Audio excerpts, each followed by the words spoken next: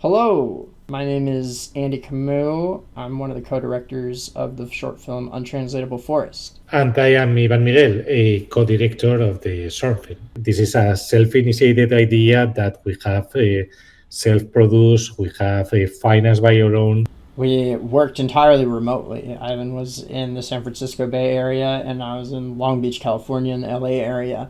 And so we communicated through video calls, much like you're seeing right now, and we passed along ideas through email or messaging. Because Ivan did a lot of the storyboarding and the art direction and design, and I did a lot of the 3D aspects of the film. And so I would be interpreting what Ivan had put together in terms of style and look and design, and interpreting it in 3D and through the animation, and then we'd talk about it a little bit and we'd go back and forth. It was sometimes difficult to get on the same page in terms of I would misinterpret what Ivan had in mind for a specific scene. So I would be working on it with this whole different idea of what was supposed to be happening in a way.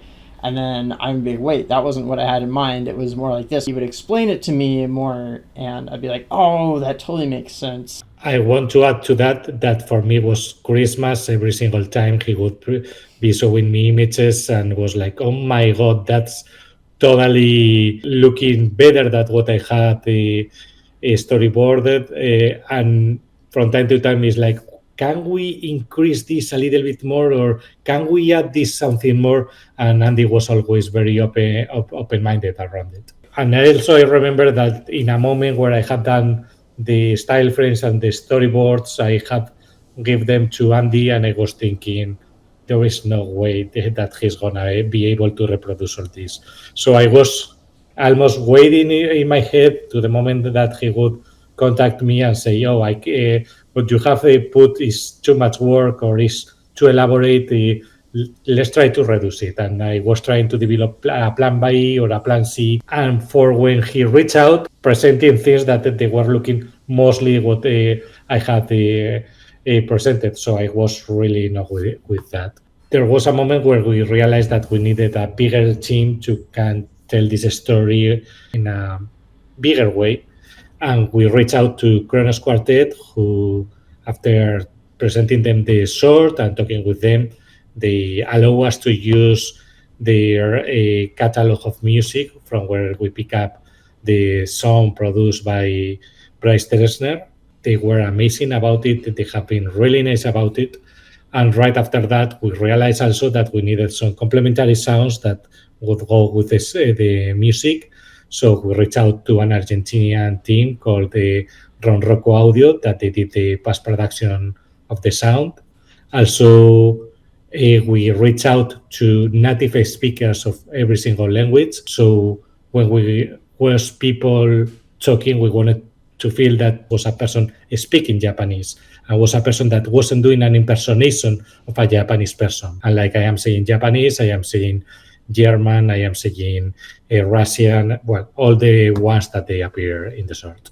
The target audience for this film are people that are interested in conservation, both of nature and language, as we interweave those two ideas together. While we believe there is a lot of momentum around the conservation of our environment and nature, which is a theme in our short film, there is not much light being shed on the conservation of languages.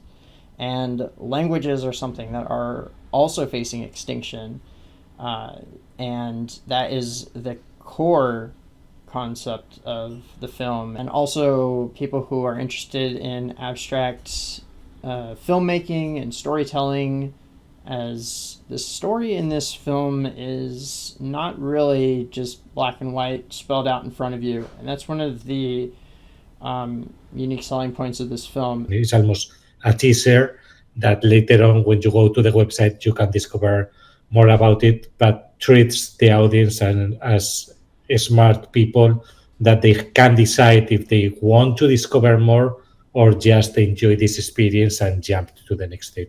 When you set out to make a short film, or a full-length film of that matter, film of any length, that it is probably going to take a a lot longer than you think it's going to take. And you have to like mentally prepare for that. You have to be ready to hit roadblocks or have to take steps backward or redo things.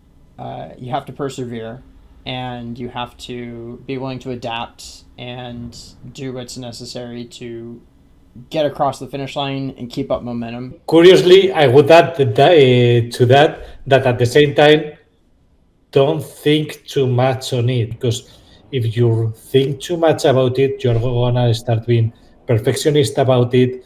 You are gonna think that it cannot be done, and then you will never make it. So until some point, be rational, but also be very crazy.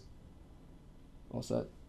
I want to say thank you so much to Mumbai Shorts International Film Festival 24. It is an honor to be included among these other great shorts, and we want to say thank you. We're so grateful.